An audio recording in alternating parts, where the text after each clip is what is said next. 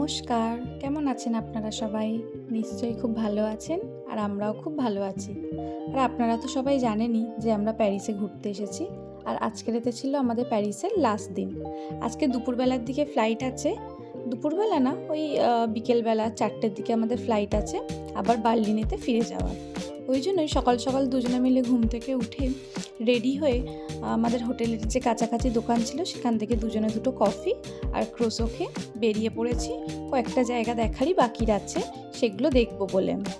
এখানেরই একটা খুব সুন্দর ফেমাস একটা চার্চ আছে, তো সেই চার্চটাতে যাওয়ার জন্যই আমরা বেরিয়ে পড়েছিলাম। আর যাওয়ার পথে এই রাস্তাটা আর চারিদিকের পরিবেশটা এত ভালো লাগছিল। এক তো সেই দিনটা খুব ছিল রোদ ঝলমলে, আর চারিদিকটা একটা পাহাড়ি পাহাড়ি এলাকা, দেখে খুবই ভালো লাগছিল এলাকাটা। ভালো তো বেশ লাগছিল, কিন্তু ভয় লাগলো এই সিঁড়িগুলোকে দেখেই।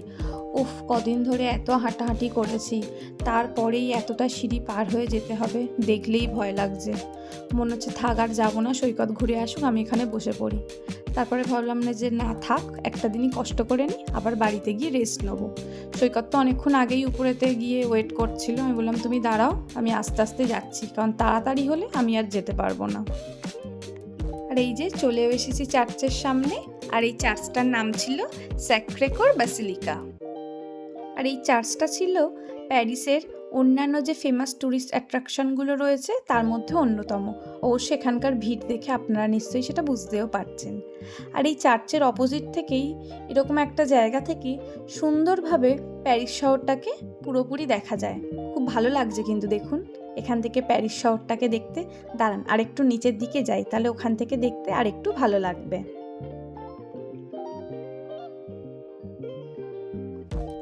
চারিদিকে প্রচুর মানুষের ভিড় ছিল, প্রচুর মানুষ এসেছিল এই জায়গাটা দেখার জন্য। তবে সাবধান, কিন্তু ভিড়টা অনেকটা আছে, বিভিন্ন ধরনের স্ক্যাম এই জায়গাটায় হতে পারে। আমাদের সাথেই একটা ইনসিডেন্ট ঘটেছিল এই জায়গাটাতে আসার আগে, তো অন্য কোনো ভিডিওতে সেটা শেয়ার করব।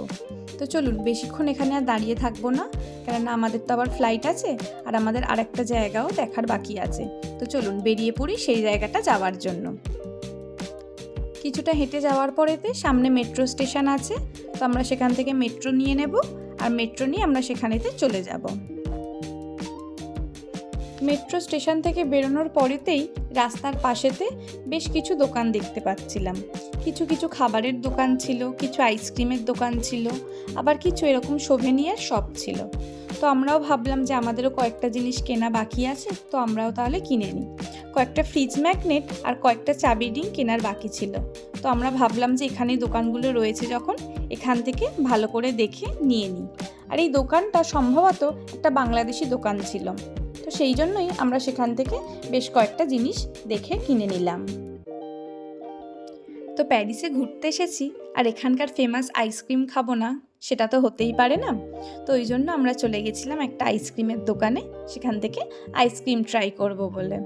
বাট এসে দেখছি এত রকমের ফ্লেভার এখানে রয়েছে, তো প্রথমে তো বুঝেই উঠতে পারছিলাম না কোন কোন ফ্লেভারগুলো আমরা ট্রাই করব। তারপর ওখানেই যে দোকানদার ছিল তাকে আমরা বললাম যে এখানের যে আইটেমগুলো ভালো আছে সেই ফ্লেভারগুলো দিয়ে আমাদের একটা আইসক্রিম বানিয়ে দিতে। তো উনি ওনার মতো করে পছন্দ করে আইসক্রিমটা বানিয়ে দিচ্ছিল। আর এখানের আইসক্রিম বানানোর প্রসেসটা আমার বেশ ভালো লেগেছে।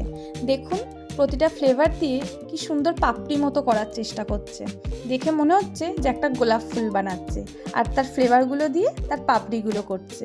ওই যে দূরে বানাচ্ছে দেখুন, তো বেশ ভালো লেগেছিল এই ব্যাপারটা। প্রথমে ফটোতে দেখেছিলাম, তো ফটোতে দেখেই ভাবলাম যে না, এরকমভাবে নতুনত্ব আইসক্রিম তাহলে ট্রাই করা যাক। এই যে কমপ্লিট হয়ে গেছে পুরো, কিন্তু উপর থেকে দেখতে অনেকটা গোলাপ ফুলের মতোই লাগছে, কিন্তু বাট এত বড় ছিল আইসক্রিমগুলো, ওই জন্য আমরা দুটো নিয়ে নিই, একটাই নিয়েছিলাম, কারণ একার পক্ষে একটা পুরোটা কমপ্লিট করা মুশকিল হয়ে যেত। এর পরেতে আমরা প্যারিসেরই খুব বিখ্যাত একটা গার্ডেন সেখানে চলে এসেছি। সেই গার্ডেনটার নাম ছিল লুক্সেমবার্গ গার্ডেন। তো বার্লিনেতেও এরকম অনেকটাই বড় বড় ধরনের গার্ডেন আছে, তো আমার খুব একটা নতুনত্ব কিছু লাগলো না। আর এই গার্ডেনেরই সামনেটাতে বা মেন জায়গাটাতে রয়েছে এরকম একটা লুক্সেমবার্গ প্যালেস। এই গার্ডেনে ঢুকতে গেলে আপনাদের আর আলাদা করে কোনো টিকিট লাগবে না, কারণ এখানেতে কোনো এন্ট্রি ফিস নেই। আপনারা এমনি এই গার্ডেনের ভেতরেতে চলে আসতে পারবেন। গার্ডেনটা প্রথমে ঢোকার পরে অতটা ভালো না লাগলেও আস্তে আস্তে গার্ডেনের যত ভিতরের দিকে যাচ্ছি দেখতে কিন্তু বেশ ভালোই লাগছে। 1615 সাল থেকে আর 1645 সাল এই 30 বছর ধরে এই প্যালেসটা তৈরি করা হয়েছিল। প্রথমের দিকে যদিও এখানে রাজপরিবারের লোকেরা থাকতো, তবে 1951 সালের পরে থেকে এই প্যালেসটা ব্যবহার করা হয় ফ্রেঞ্চ রাজনীতিবিদদের মিটিং করার জন্য। যদিও এই গার্ডেনটা পাবলিকের জন্য বছরে প্রায় সারা বছরই এটা ওপেন থাকে। চলুন আমরাও তাহলে এখান থেকে এবার বেরিয়ে পড়ি, আমাদের আবার এয়ারপোর্ট যেতে হবে, 4টের সময় ফ্লাইট আছে। চলুন ঝটপট করে এয়ারপোর্টের দিকে চলে যাই। ওখান থেকে একটা মেট্রো নিয়েই প্রায় 10 থেকে 15 মিনিটের মধ্যেই আমরা ওরলি এয়ারপোর্টে চলে এসেছি। খুবই কাছাকাছি ছিল এয়ারপোর্টটা, খুব একটা সময় লাগলো না। তো পৌঁছে গেছি ঠিকঠাক টাইম মতোই, কোনো প্রবলেম নেই। তবে মেট্রো থেকে বেরোনোর পরেই দেখতে পাচ্ছি আমরা যে গেট থেকে বেরোলাম আর আমাদের ফ্লাইটের যে গেট আছে সেটা একদম অন্য দিকে। তাই আমরা এখন হেঁটে হেঁটে সেই গেটের দিকেই যাচ্ছি আর গেট দিয়ে এয়ারপোর্টের মধ্যে ঢুকে গেছি।